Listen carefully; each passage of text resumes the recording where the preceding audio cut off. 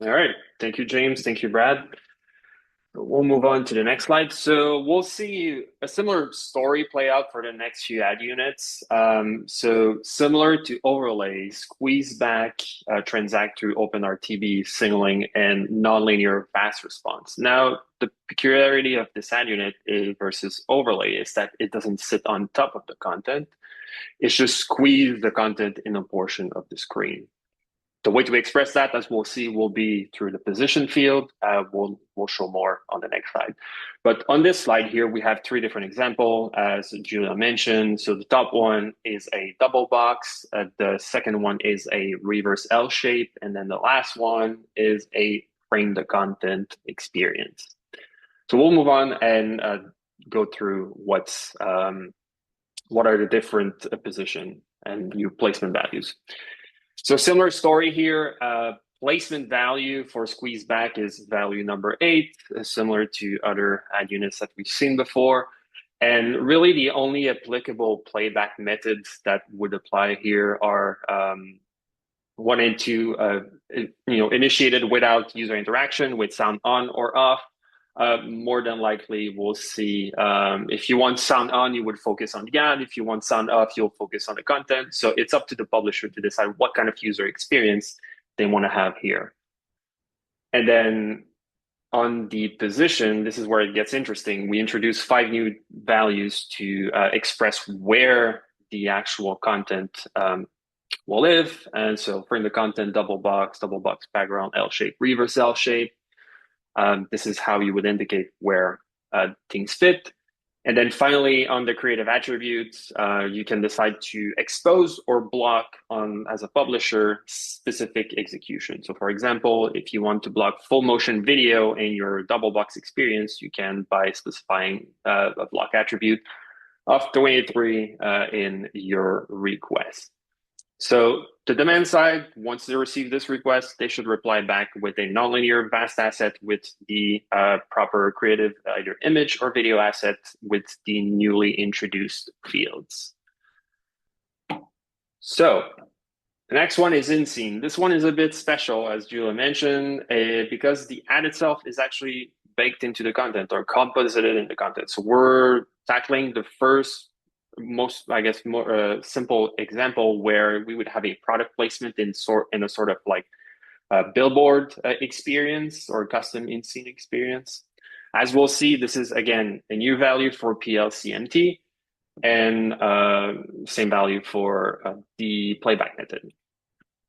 So for PLCMT, new value introduced, value 9 for in-scene, and then what we'll most likely see in practice for playback method is sound off. Depending on if you're watching content, you have a billboard that plays audio, might be a bit special, but we'll see what publisher comes up with these kind of experience. And then the special story here around position is that it's not applicable for in-scene ads, as the standard doesn't really describe on what will be inherently custom and where these ads will show up in content. So it's better to reach an agreement with the publisher and the advertiser that they want to transact on this thing, or actually know where the ad will show up. And similar story again here, you can specify if you want to support or block specific attributes in these execution. For example, you don't want the billboard in your TV show with a QR code. You could do that with blocking attribute 19. All right. Now that we've seen most of the ad units so far, I think we're seeing that most of them transacted through OpenRTB signaling, PLCMT values, and fast non-linear creative. Where it gets a bit different is with menu ads, and menu ad will be using the native OpenRTB spec with a native ad request and response. Still transacted with VAS support, but the main reason that we chose native was for the flexibility of describing multiple ad units, multiple creative, a mixed experience as well.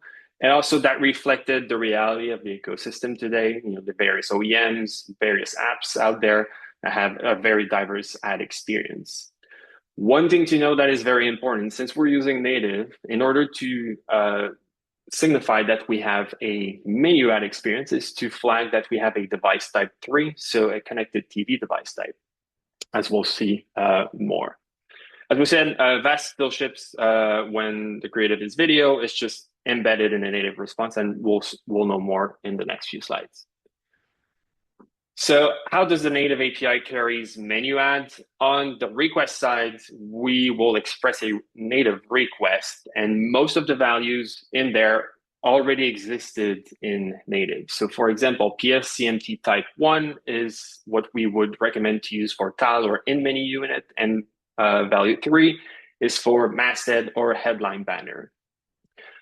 Where it gets important, as I just mentioned, device type 3 is required to signify that this is a menu ad request, because placement type 1 and 3 can be interpreted differently if you're in a web environment versus CTV. So device type 3, we know it's a menu ad. And then context is typically described in native what kind of content surrounds the ad. For us, we recommend using context value 1, which is content. Value 2, I believe, is social feed, and so on and so forth. So really content is more applicable here. And then subtypes, values like 10, which is like general or mixed content, or 12, which is video content, will likely be used as common practice here. So how does that work? Like the bid request structure, essentially you define a set of assets that you want to express, either an image or a video or both, and then you provide event trackers that you would like to receive. On the bid response side, an advertiser will respond to the specific placement that you have highlighted, either with an image or video where applicable.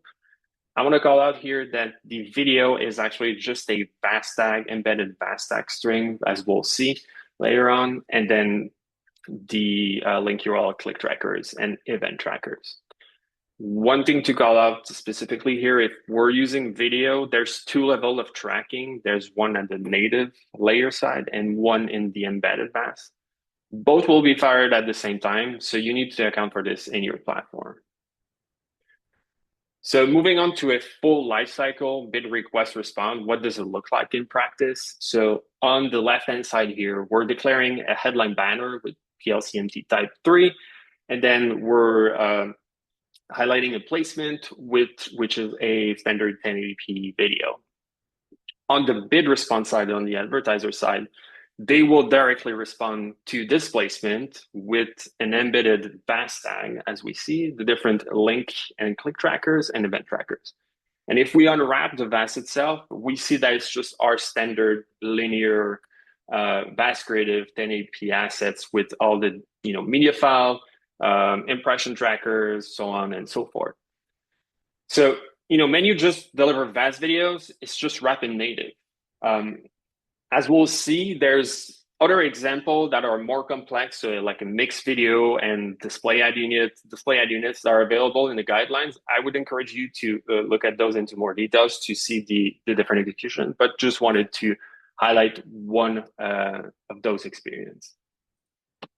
So that's it for menu ads. A couple of notes, things to note on QR code and CMID. So QR code can be signaled, as we've seen a couple of examples already, through the attribute set, attribute 19 in the bid response. What this allows is you can provide metadata through the VAS Creative extension, either providing a scan URL or optional rendering image URL, position, and size. What this allows is for publisher to opt out of receiving QR code or controlling the full user experience when it's necessary and having a custom user experience.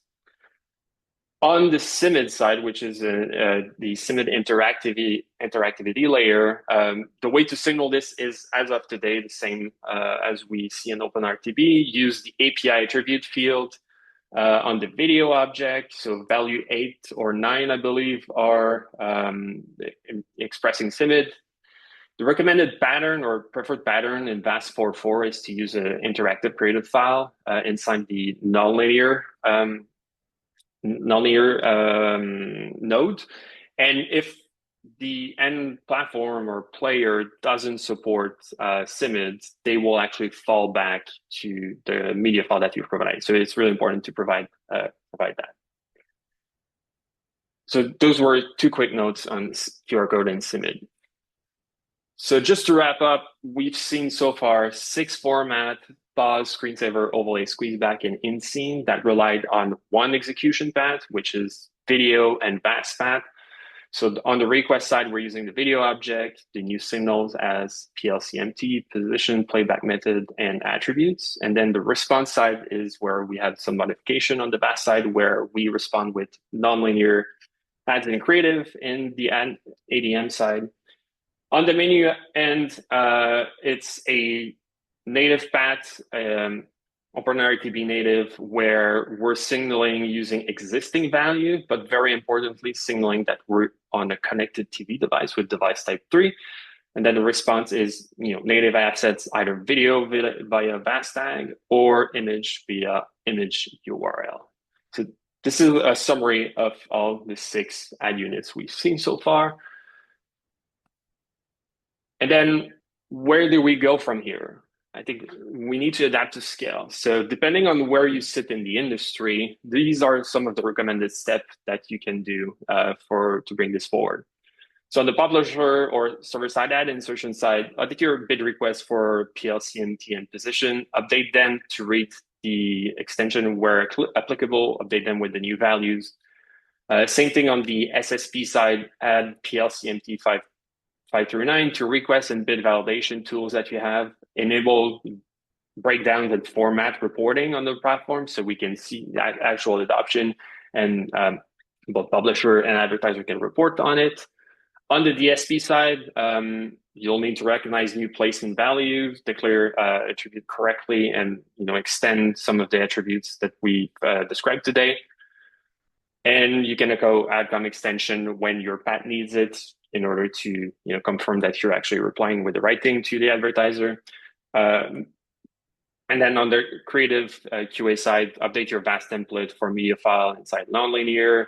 Use the VASLane tool that we've shown today, really useful tool. And then add your attribute 21, 22, 23 to your QA checklist.